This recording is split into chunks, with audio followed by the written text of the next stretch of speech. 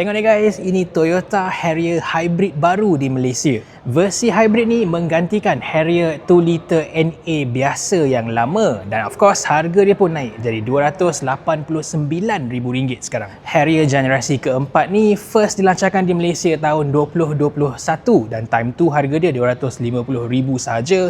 So yang ni naik RM40,000 lagi mahal. Tapi dia tak adalah naik terus sekaligus sebab tahun 2022 dah ada satu small update dengan harga naik RM274,000. Sekarang versi hybrid ni naik lagi RM15,000 saja. Price hike ni kira berbaloi jugalah sebab enjin dia naik daripada 2 liter NA dengan CVT biasa jadi a 2.5 liter full hybrid dengan e-CVT. Power output dia naik daripada 173 PS jadi 217 PS dan yang hybrid ni boleh pergi daripada 0 ke 100 sekitar 8 saat sahaja, yang 2 liter biasa tu 10 saat. And of course hybrid ni lebih jimat minyak lah. Atas kertas Toyota claim dia boleh dapat sampai 21 km per liter, yang 2 liter NA biasa lama tu sekitar 13 saja. Dekat dalam pula ada EV mode button, so kalau korang stuck dalam jam boleh jalan pakai the electric motor sahaja, tapi jalan dekat-dekat sajalah. Kena ingat ini versi hybrid biasa ya, bukan plug-in hybrid. Di Japan ada Harrier PHEV tapi yang tu jauh lagi mahal lagi lah. By the way, Harrier Hybrid ni nampak exactly sama dengan model yang lama sebab Toyota pun memang tak pernah faceliftkan model ni sejak dia first keluar tahun 2020. Dah 6 tahun dah model ni. It also has to be said yang spek kita dapat dekat Malaysia ni boleh kira rendah jugalah. Dia punya rim sama dengan model lama, masih lagi 18 inci, lebih kecil daripada model Recon Japan yang kebanyakannya high spec dengan rim 19 inci, jauh lagi cantik.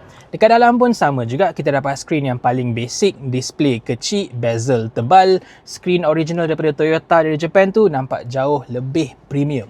Audio system pun kita dapat 6 speaker standard, bukannya sound system JBL macam kereta high spec Recon Japan. Yang bagusnya untuk Malaysia kita dapat aircon controls biasa dengan 2 physical knob macam ni.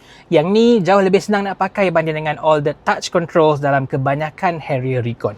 Satu benda yang special untuk versi hybrid ni, meter depan driver is full digital, plus dia ada specific hybrid displays lagi. Selain tu, kita punya Harrier ni boleh kira high spec jugalah. Kerusi dia semua leather, ada ventilated function. Di atas ada sunroof besar yang korang boleh adjust antara cerah ataupun malap dengan tekan button sahaja, dan dia punya cermin belakang pun full digital.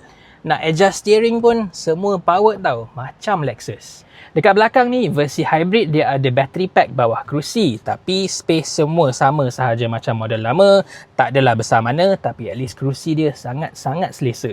Of course, dia masih ada lagi corong aircon belakang macam Toyota Corolla tahun 90-an, dan lain sikit untuk versi hybrid ni, karpet dia ada lining warna biru. Boot dia pula sama macam model lama, tak adalah besar mana, hanya 400 liter sahaja, but at least versi hybrid ni pun ada lagi spare tayar bawah lantai. Last sekali, safety pun lengkap. Dekat dalam dia ada 7 airbag, termasuklah beg udara untuk driver punya lutut, plus the full Toyota Safety Sense ADAS features. So ini dia guys, Toyota Harrier Hybrid. Korang rasa harga dia okey ke tak? Dan model ni masih relevan ke untuk pasaran Malaysia? Tulis kat bawah.